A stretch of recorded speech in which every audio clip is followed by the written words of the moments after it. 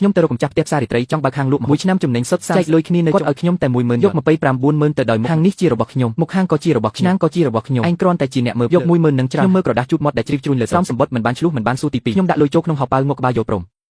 ស្ដាប់តាមឯងខ្ញុំយកលុយនេះទៅទិញរោងចក្រធ្វើបន្លែជ្រក់ចាស់មួយនៅខាងរហូតដល់ថ្ងៃ20ខ្ញុំជិះម៉ូតូ3កង់បេកម្ហូបឆ្អិនច្រើនប្រភេទពេញមួយកន្ត្រកឈប់នៅមុខខាងគាត់ទេឆៃស្ពឹកអស់ហើយ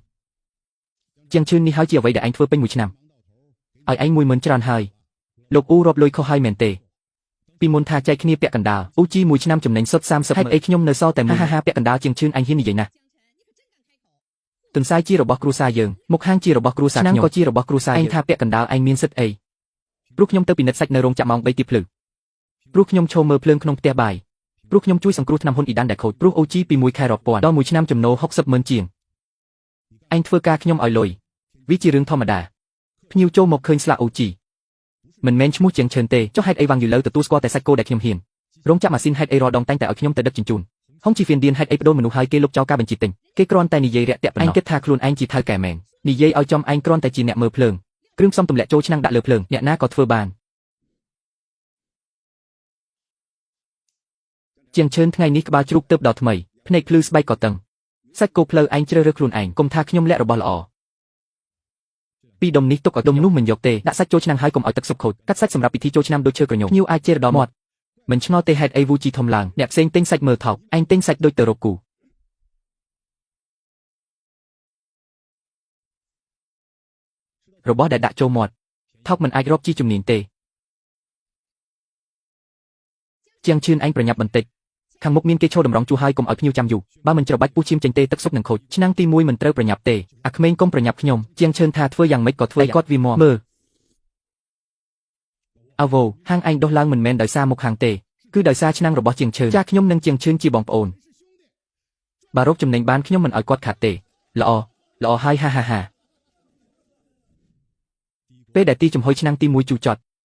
ឯងថាយ៉ាងម៉េចនៅក្នុងផ្ទះបាយមិនមែនឯងទាញដៃខ្ញុំហើយថាជាងឈឿនទៅពឹងផ្អែកលើឯងទាំងស្រុងឯងជួយត្រហាងឡើងពេលក្រោយបងប្អូនយើងចែកគ្នាពាក់កណ្ដាលហានោះអូវឲ្យមុខឯងទេឯងយកពាក្យទេមកធ្វើជាកិច្ចសន្យាម្ដាយឯងងើយឈីទេយកលុយ 10000 នេះទៅទិញថ្នាំទិញសាច់វិញចូលឆ្នាំឲ្យសប្បាយឆ្នាំក្រោយបន្តធ្វើទៀតខ្ញុំដំឡើងថ្លៃឈ្នួលឲ្យឯងបន្តិចព្រមស្ដាប់ឯងនឹងហើយត្រូវ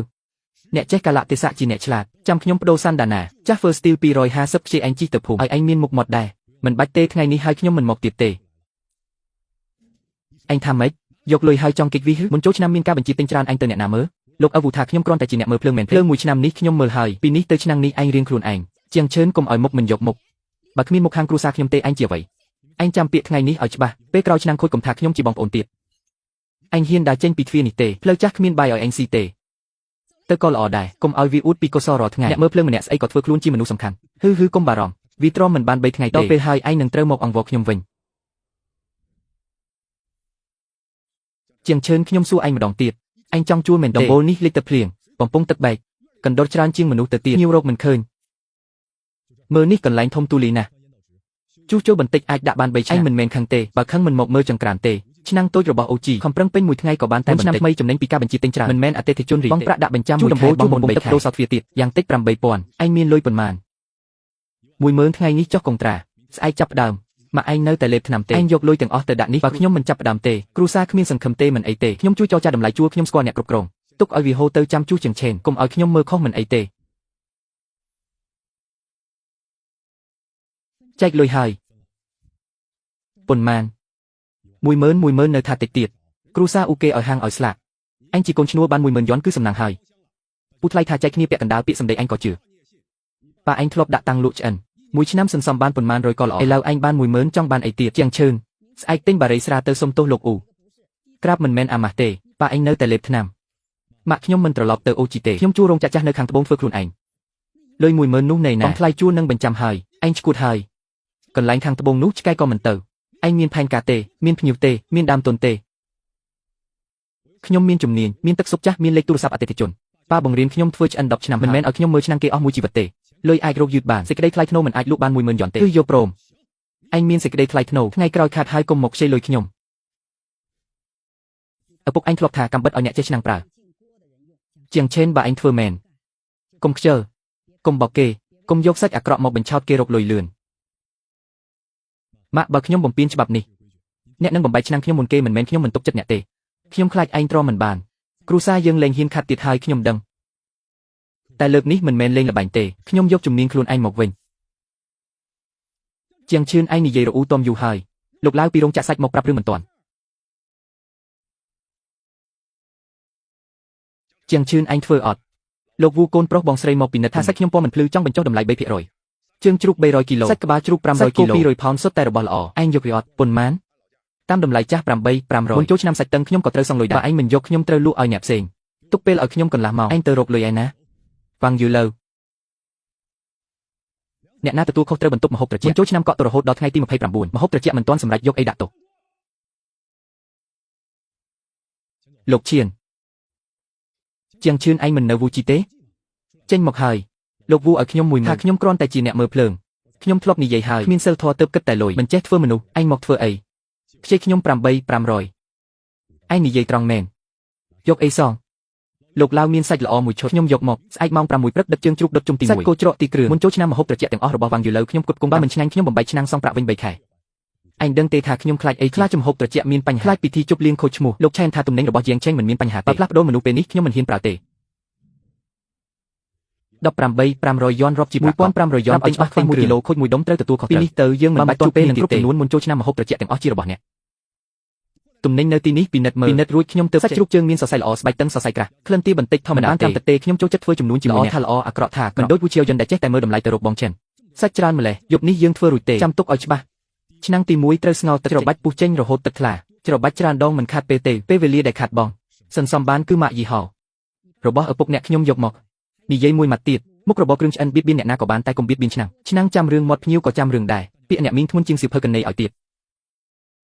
ច្រើនពេកមិនបានទេការខ្លាំពូច្រើនសាច់ទីក្រអូបតែជូរចត់អានេះមិនត្រូវរីផ្លែក្រវីងត្រូវបុកសម្បកក្រូចស្ងួតបំផិលដាក់3ដងបើចង់រៀនកុំចាំតែឈ្មោះត្រូវមើលការប្រែប្រួលក្នុងឆ្នាំងចុះភ្លើងវិញភ្លើងខ្លាំងធ្វើឲ្យស្បែកទន់ភ្លើងតិចឲ្យចូលរសជាតិជ្រូកត្រូវឆ្អិនយឺតសាច់គោត្រូវទម្លាក់ទីត្រូវបំបត្តិក្លិនស្អុយសិនម្ហូបនីមួយមានលក្ខណៈខុសគ្នាបងឆេងហើយកុំនិយាយអីខ្ញុំសាកមើលសិន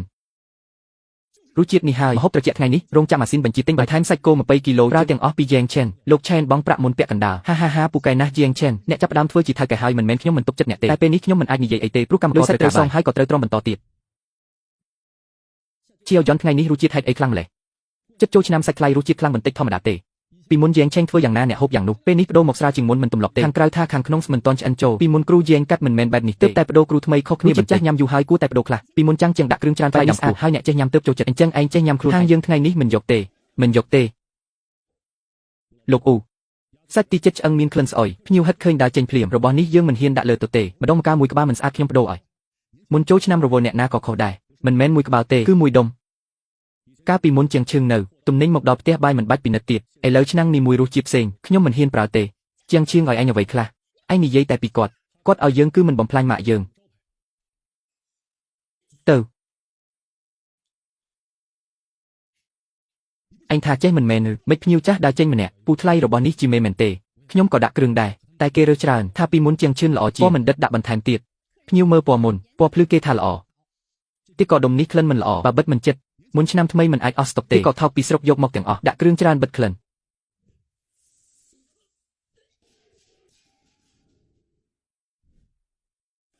ហាលោកវូលក់អីគេនឹងកូនខ្ញុំញ៉ាំរួចរត់ទៅបន្ទប់ទឹក3ដងចូលឆ្នាំញ៉ាំច្រើនមុខមិនមែនកំហុសខ្ញុំទេអញកុំស្រែកនៅមុខទ្វារចូលទៅនិយាយអញខ្លាចគេស្រែកកុំលួសរបស់អាក្រក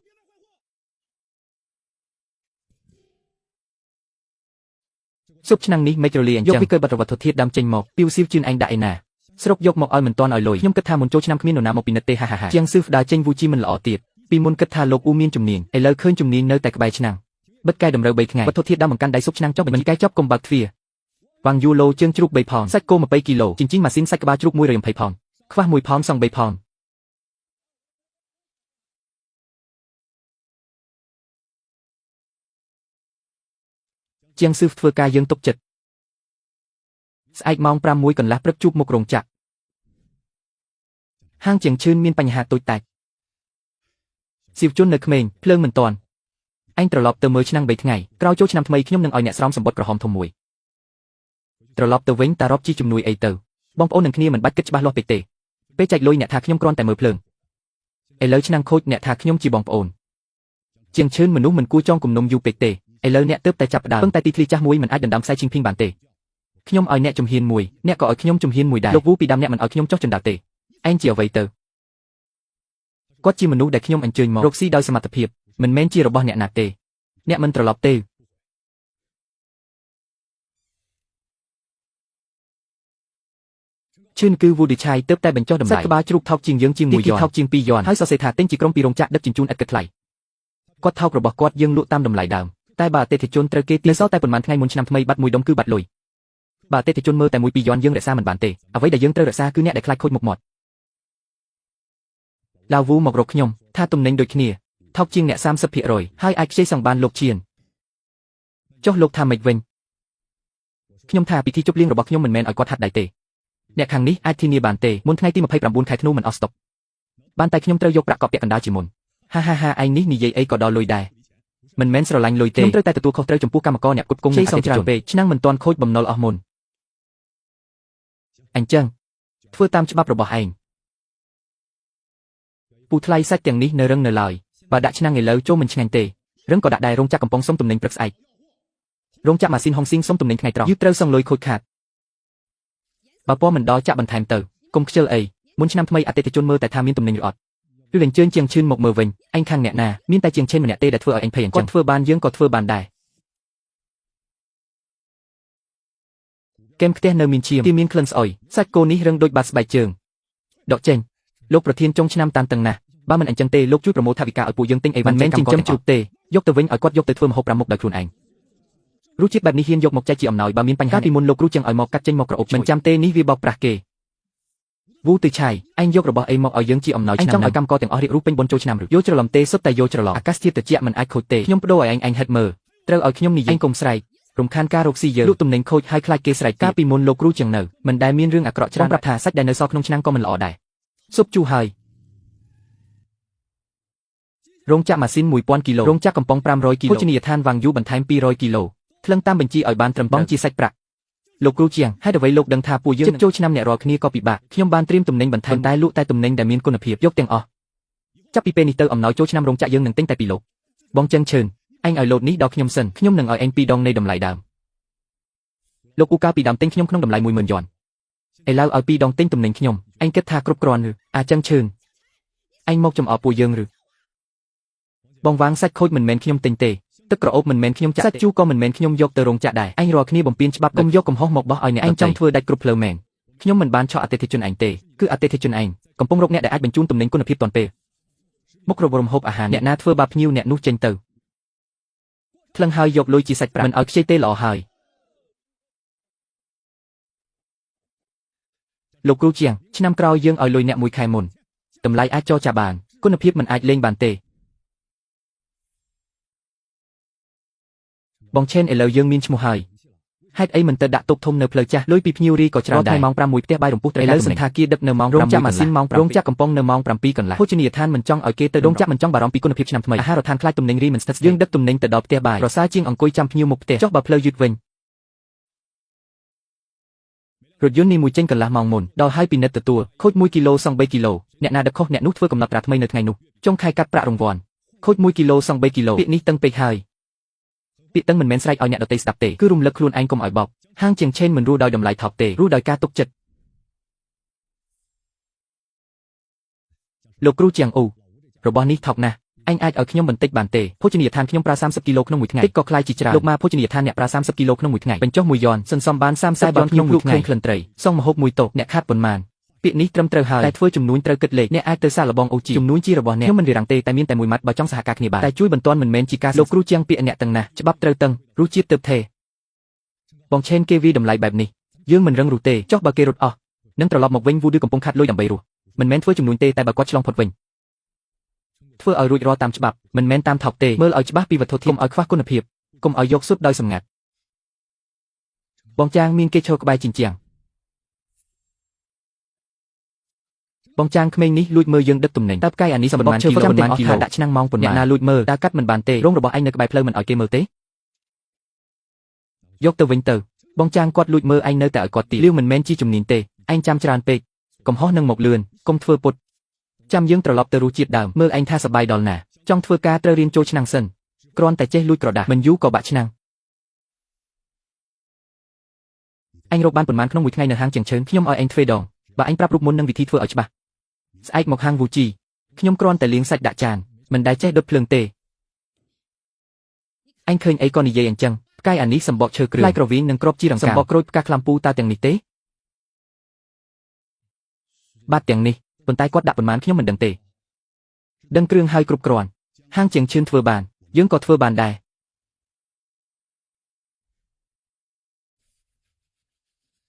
បងចាងអាចាំងមិនស្មោះត្រង់ទេគាត់យកប្រាក់ខែទ្វេដងទៅប្រកាសជាលក់យើងហើយមនុស្សចង់ទៅទប់មិនបានទេចាប់ពីថ្ងៃនេះបែងចែកការងារក្នុងផ្ទះបាយថ្មីចេះពិនិត្យទំនិញមិនមែនចេះដាំទឹកសុបទេចេះធ្វើស៊ុបមិនមែនចេះគ្រប់ភ្លើងទេជំនាញអាចបង្រៀនបានរឿងសំខាន់មិនអាចដាក់ចៃដន្យអត់ទេចុះអាចាំងនឹងលក់យើងអស់ទេគាត់ដឹងគ្រឿងតែមិនដឹងឆ្នាំងទេលោកអ៊ូហេតុអីរសជាតិមួយឆ្នាំងមួយម៉ាត់ម្សិលមិញប្រៃថ្ងៃនេះល្វីងព្រឹកនេះជើងជ្រូកល្អល្ងាចនេះសាច់ក្បាលជ្រូកមានក្លិនអញ្ចឹងឲ្យខ្ញុំលក់យ៉ាងម៉េចមិនមែនថាយករូបមុនមកហើយទេគាត់ថាគាត់ជាគ្រឿងផ្សំទាំងនោះខ្ញុំគ្រាន់តែឃើញតែគ្រឿងផ្សំទាំងនោះគាត់ដាក់ភ្លើងពេលណារដងរបៀបឡៃអំបិលប៉ុន្មានដងខ្ញុំមិនដឹងទេអញយកលុយយើងទៅហើយមកថាមិនដឹងលោកអ៊ូតាមរសជាតិអ្នកពីនេះទៅខ្ញុំទៅរកគ្រូចាំងវិញថប់មួយដុំខូចមួយតូបមិនសមទេគ្រូជាងខ្ញុំត្រឡប់មកវិញហើយពីមុនខ្ញុំមើលតែលុយមើលតែថប់មិនមើលគុណភាពលោកម៉ាច្បាប់ប្រាប់ឲ្យច្បាស់សិនចង់សហការយូរអង្វែងត្រូវចុះកុងត្រាប្រចាំខែប៉ុន្មានថ្ងៃនោះមានទំនិញក៏ទំនិញក៏មិនដណ្ដើមគេដែរខ្ញុំហត់ឯងពីនេះទៅរបស់ហាងខ្ញុំតាមច្បាប់អ្នកទាំងអស់គ្នាដូចគ្នាតម្លៃកំណត់មុនបរិមាណប្រាប់មុនខ្ញុំធានាដឹកជញ្ជូនទាន់ពេលអ្នកកុំថ្ងៃនេះឃើញថោកទៅឯងថ្ងៃស្អែកខូចមករកខ្ញុំមិនទាន់ធ្វើចំនួនគិតលេខបានតែមើលតែមួយពីសេនមិនបានខ្ញុំហាត់ទលេខាវាងយានលើចង់បានរបស់ពលកររោងចក្រមិនអាចស្ទះទេគ្រូជាងប្រាប់មុនយើងចង់លើតែរឿងល្អអ្នកនិយាយខ្ញុំក៏ស្រួលចិត្តបងជេនភោជនីយដ្ឋានធំក្នុងស្រុក7កន្លែងហាត់ទលេខាហើយអូដឺមិនចាញ់ញីទេគាត់នៅមានសញ្ញាមួយផ្លូវចាស់ទិញ1គីឡូថែម200ក្រាមទីអាំងពាក់កណ្ដាលតម្លៃសាច់ក្បាលជ្រូកបញ្ចុះ8រសជាតិដើមពិតថោកជាងហាងខាងត្បូងឆ្ងាយអ្នកទាំងអស់គ្នាទិញសុខចិត្តអូជីធ្វើនៅផ្លូវចាស់ជាង1ឆ្នាំស្លាកសញ្ញាចាស់ភោជនីយដ្ឋានជាងឆេងខ្ញុំឲ្យអ្នកស្រុកទាំងអស់ស្គាល់រសជាតិផ្លូវចាស់នៅតែនាមត្រកូលអូយ៉ាវអ៊ីហ្វូសាច់យប់មិញមានចានខ្លះក្លិនមិនល្អថ្ងៃនេះមនុស្សច្រើនបើមានរឿងឈប់និយាយលក់អស់ថ្ងៃនេះគ្មានរឿងទេពិធីបុណ្យតែ3ថ្ងៃអ្នកណាខ្លាចអ្នកនោះក៏ចុះទាទាំងនេះត្រូវកម្ដៅម្ដងទៀតទេកម្ដៅអីជួមុខវែងដល់ផ្លូវហើយកាត់ឲ្យលឿនបងចេនបើមនុស្សច្រើនណាស់យើងកុំទៅនោះសុទ្ធតែលុយថ្ងៃនេះក្ដៅឡើងមនុស្សក៏កុញកន្លែងលក់មាននៅនឹងថ្ងៃក្ដៅបើសាច់ជ្រូកមិនបានរៀបចំឲ្យល្អពីថ្ងៃមុនងាយខូចក្លិនណាស់លុយល្អណាស់ចង់រកលុយតែលុយអាក្រក់មិនអាចយកទេចុះបើធ្វើឲ្យលក់ភ្លាមបរិមាណមិនគ្រប់ចង់បានច្រើនក៏ត្រូវប្រញាប់ដុតប្រញាប់ពេកងាយខុសច្បាប់អ្នកណាយកទំនិញរបស់ជាងចេនរោទៅលក់ផ្សារចេញភ្លាម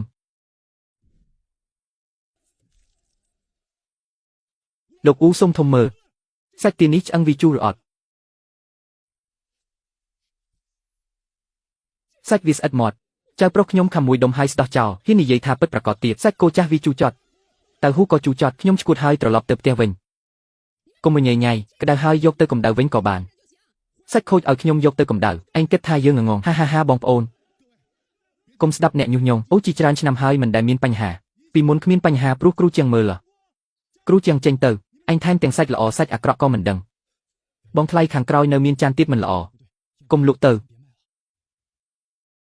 ឈប់មិនបានទេលុយខាត់អស់សងលុយបងថ្លៃអនាម័យបងថ្លៃលំនៅឋានចៅហ្វាយបងលុយបងឲ្យប្រពន្ធ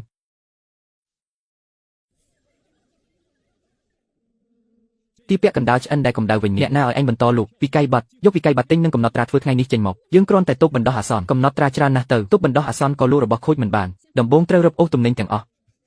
សមិទ្ធថ្ងៃនេះមនុស្សច្រើនបើខូចប៉ុន្មានយើងសងវិញសងភ្លាមកុំបិទតូបកូនខ្ញុំជឿពួកឯងសឹងអីលើកនេះអស់ហើយដើម្បីដណ្ដើមយកជាងឈើថែមទាំងលេងខ្វល់ពីគេឈ្មោះទៀតហាងវូជីលក់សាច់ខូចបញ្ជាឲ្យបិទហាងរងចាំការសម្រេចបន្តបងឈើលេខាតូបវូជីត្រូវបិទទំនិញចាប់យកទាំងអស់អតិថិជនមកចំរោមលោកវូចាញ់មិនមែនចាញ់បងទេចាញ់តូបខ្លួនឯងអ្នកលក់ម្ហូបខ្លាចគេមើងងាយអតិថិជនអីខូចចូលមាត់ធ្វើបាបមនុស្សរឿងកំ pl ែងនេះមិនសប្បាយទេបងឈើលោកឡាវអាយុ10ឆ្នាំគាត់មានម្ចាស់បំណុល2-3នាក់តាមក្រោយ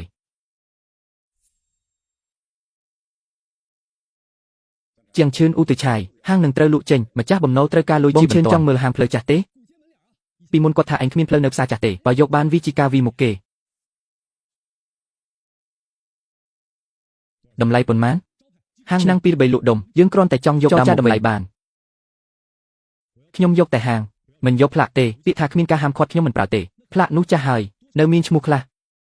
ឈ្មោះអាក្រក់មិនមែនផ្លាកទេជាបន្ទុកពាក្យនេះត្រឹមត្រូវអញមកមើលរឿងកំ pl ែងអញខ្ញុំមកមើលហាងម្ចាស់បំណុលសួរខ្ញុំថាចង់បានទេកុំភ្លេចកន្លែងនេះខ្ញុំបង្កើតដោយខ្លួនឯងអញចង់បានអីក៏ត្រូវទុកផ្លូវឲ្យខ្ញុំរស់ពេលអញឲ្យខ្ញុំចេញពីទ្វារនេះផ្លូវចាស់គ្មានបាយឥឡូវអញឲ្យខ្ញុំរស់តើខ្ញុំមានសិទ្ធិអីខ្ញុំអាចចរចាបានតែយកតែបំណុលចាស់ទាំងអស់ផ្លាកវូជីមិនយកទេ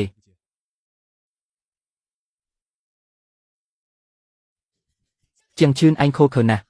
យើងទៅមានបញ្ហាអញមករកចំណេញអញរងចាំវូជីដួយូរហើយវូជីដួមិនមែនខ្ញុំរងចាំទេគឺសាច់ខូចនឹងបំណុលហួសហេតុចង់បានថោកទាញខ្លួនឯងដួបន្តិចម្ដងបើឯងមានសមត្ថភាពមែនប្រើឈ្មោះហាងអូជីបន្តទៅពេលនោះគេនឹងនិយាយទៀតមុខហាងនេះហើយដែលធ្វើឲ្យឯងធំខ្ញុំមិនប្រើពាក្យអូជីទេហាងថ្មីឈ្មោះជាងលោកលឺឯងចង់លុបពួកយើងចោលទាំងស្រុងខ្ញុំគ្រាន់តែយកឆ្នាំងរបស់ក្រោមមុខហាងខ្ញុំប៉ុណ្ណោះបំណុលឯងខ្ញុំមិនទទួលទេគេឈ្មោះអាក្រក់ឯងខ្ញុំក៏មិនយកដែរលោកជាងតម្លៃយើងចោះដល់ហើយថ្ងៃនេះសម្រេចបានទេកំណត់បានតែមានលក្ខខណ្ឌមួយ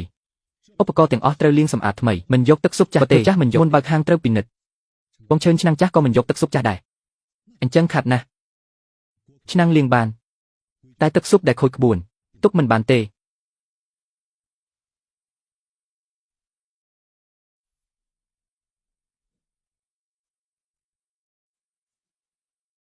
ឯងយកមុខហាងគ្មានការហាមឃាត់ពីមុនលោកឧថាផ្លូវចាស់គ្មានកន្លែងឲ្យគាត់លក់ទេឥឡូវផ្លូវទាំងមូលតម្រង់ជួរទិញរបស់គាត់បើពុកឯងឃើញផ្លាកនេះគាត់នឹងសប្បាយ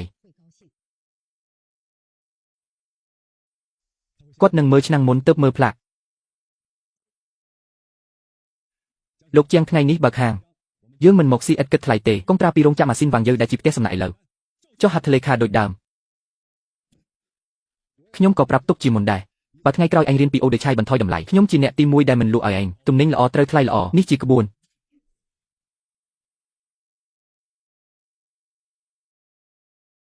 នេះរសជាតិនេះមិនមែនរសជាតិអូជីទេគឺរសជាតិលោកជា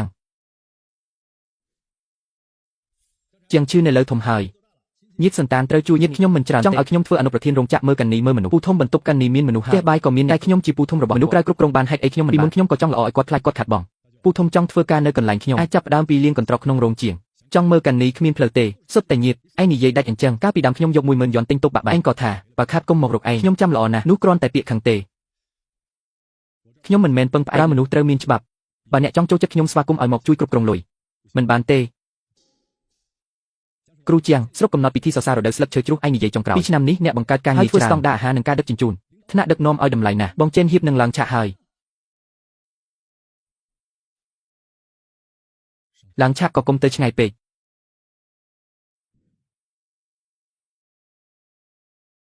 ជាងចេញចូលទៅលឿនថ្នាក់ដឹកនាំមកដល់នេះអ្នកនិយាយចុងក្រោយកុំឲ្យតែចេះនិយាយតែពីឆ្នាំងខ្ញុំធ្វើឆ្នាំងតាំងពីដើមមែនអ្នកចាំមើលឡាននោះចេះណែនាំអត់ស្ទើរតែកោហ្វឡាន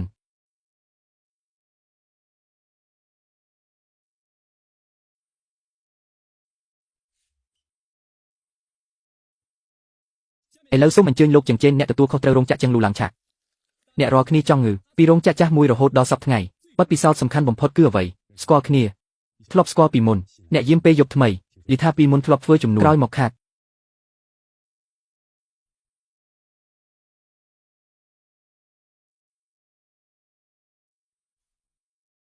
ខ្ញុំមិនសូវសាមនឹងគេហៅខ្ញុំថាលោកចឹងទេធ្វើម្ហូបឆ្អិនខ្លាចឆ្ងាយពីឆ្នាំងពេកនិយាយពីបទពិសោធន៍តាមពិតមានតែ3ប្រយោគទេទី1គោរពសិល្បៈហត្ថកម្មវាមិនមែនជាកម្លាំងពលកម្មទេមិនអាចឲ្យអ្នកណាចេញលុយហើយមកបំផ្លាញតាមចិត្តទី2គោរពមនុស្សកម្មករមិនមែនជាឧបករណ៍អតិថិជនមិនមែនល្ងងទេអ្នកផ្គត់ផ្គង់ក៏មិនមែនជាអ្នកដែលអាចសង្កត់តម្លៃតាមចិត្តបើគិតតែពីចិត្តមនុស្សចំនួនក៏រួមតូចទី3រក្សាច្បាប់ក្នុងការធ្វើម្ហូបថោកអាចរកចំណេញតិចតែទំនិញខូចមិនអាចឆ្នាំងធំប៉ុណ្ណាក៏ដោយបើច្បាប់ខូចក៏ធ្វើម្ហូបឆ្ងាញ់មិនបានគ្រូជាងឥឡូវអ្នកចង់អរគុណអ្នកណាជាងគេអរគុណអ្នកដែលសុខចិត្តសហការតាមច្បាប់ហើយក៏អរគុណ 10000 យន់កាលពីឆ្នាំនោះ 10000 នោះធ្វើឲ្យខ្ញុំយល់ពេលគេមិនគោរពជំនាញរបស់អ្នកមិនអាចពឹងផ្អែកលើការត្រូវពឹងខ្លួនឯងដុតឆ្នាំងឲ្យក្តៅតែការដុតឆ្នាំងមិនមែនដើម្បីសងសឹកអ្នកណាគឺដើម្បីឲ្យអ្នកដែលជឿជាក់លើអ្នកញ៉ាំដោយសុវត្ថិភាពហើយឲ្យអ្នកដែលធ្វើការជាមួយអ្នកមានបាយបរិភោគជាងឆេនថ្ងៃនោះលុយ 10000 យន់ខ្ញុំសុំទោសអ្នកលុយ 10000 បានកាត់ផ្ដាច់ចំណងភាពជាដៃគូវាងខ្ញុំនឹងហើយក៏ដុតឆេះឆ្នាំងរបស់ខ្ញុំផ្ទាល់ Wood Design ត្រូវតែទទួលខុសត្រូវលើឆ្នាំងរបស់ខ្លួនពេលនេះឯង គ្មាននរណាថាអ្នកជាអ្នកមើលភ្លើងទៀតទេខ្ញុំពីដើមក៏ជាអ្នកមើលភ្លើងដែរតែពេលនេះភ្លើងជារបស់ខ្ញុំផ្ទាល់